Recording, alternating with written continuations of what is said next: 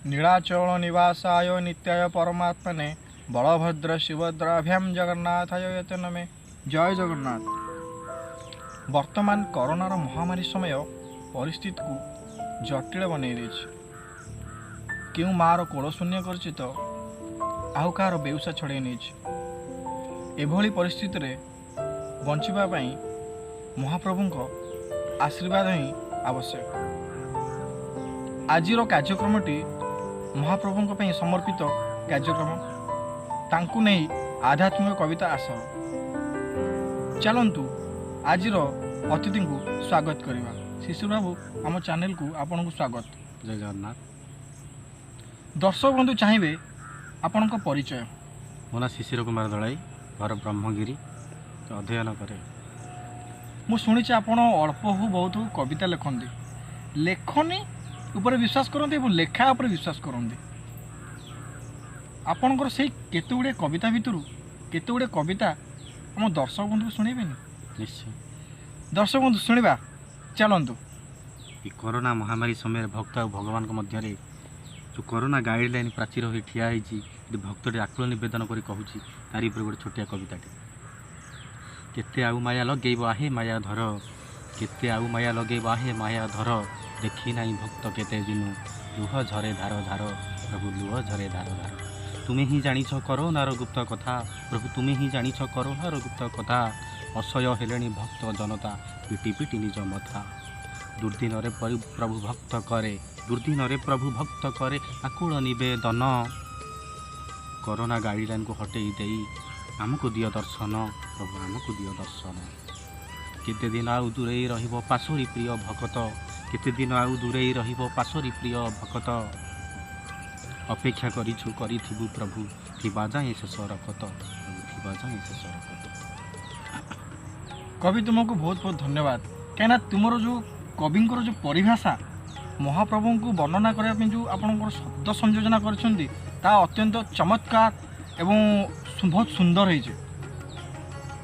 ये तो गला कवि एवं कविता संपर्क, कवि एवं कवितार कथा। दर्शक बंधु चाहिए आपण व्यक्तिगत जीवन, आपण व्यस्तबहुल जीवन रू केमी समय काढ़ती कविता पेंगा। आज्ञा मुझे जड़े लेखक नुहे कि कवि नुहे, किंतु कविता को भल पाउथवा जड़े निरीह मनीषटी। चमत्कार। जितेबले माने कविताटी लेखे जो आप कहले उपयुक्त समय केतेबेले समय पाती सेमती उपयुक्त समय न थाए। जितेबले मन को आसे सेतेबले कविता लिखिदी। मुझे जितेबले मुझे कविताटा लेखे प्रथम माँ विद्यावती सरस्वती को स्मरण करे वो महाप्रभु श्री जगन्नाथ आशीर्वाद कलम मो कविताटी आपे आपे लिखि हो जाए। परवर्ती प्रश्न आपन रहिबो, ये तो गला कविता, कविता को छाड़ी आपन आउ कौन रुचि रही? रुचि एमती अध्ययन करे। निश्चित रूप जड़े कवि ही केवल कविता को एवं अध्ययन को दुईटा जिन को से धरिकी ही बाट चलो। दर्शक बंधु चाहिए बहुत माने उत्कंठार सब बसती आउ किछि कविता आपण मुखर। मन मंदिर रे दर्शन करुछि, मन मंदिर रे दर्शन करुछि, करि पारु नहीं चक्षुरे, 2 वर्ष काल कोरोना कबलित सारा विश्व रे, कबलित सारा विश्व रे। रथयात्रा रे सेवायत को नेल, रथयात्रा रे सेवायत को नेल, भक्त को देल दूरेई, आनंद मनरे भ्रमण करिल, प्रभु आमको देल खंदेई, प्रभु आमको देल खंदेई।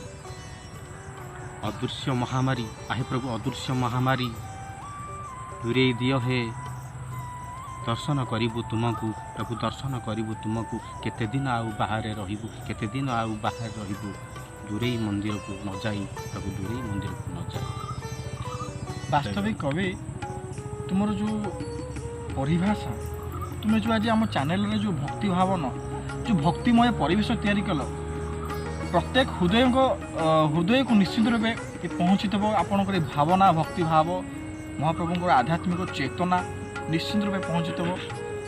आज एभली एक परिवेश वातावरण आपण भक्तिमय वातावरण सृष्टि कर हृदय गभीरतम प्रदेश आपको स्वागत करुच्ची, धन्यवाद दूची। आपण ये लेखि चलतु आमती जारी रखु ये साधना को। दर्शक बंधु जदि आज आमर ये छोटिया प्रयासटी आपन को भल लगी ताले आपण आम वीडियो को लाइक करेंगे, चैनल को सब्सक्राइब करेंगे वीडियोटी को शेयर करेंगे अधिक अधिक जहाँफल समस्त निकट में पहुँच पार। धन्यवाद। जय जगन्नाथ।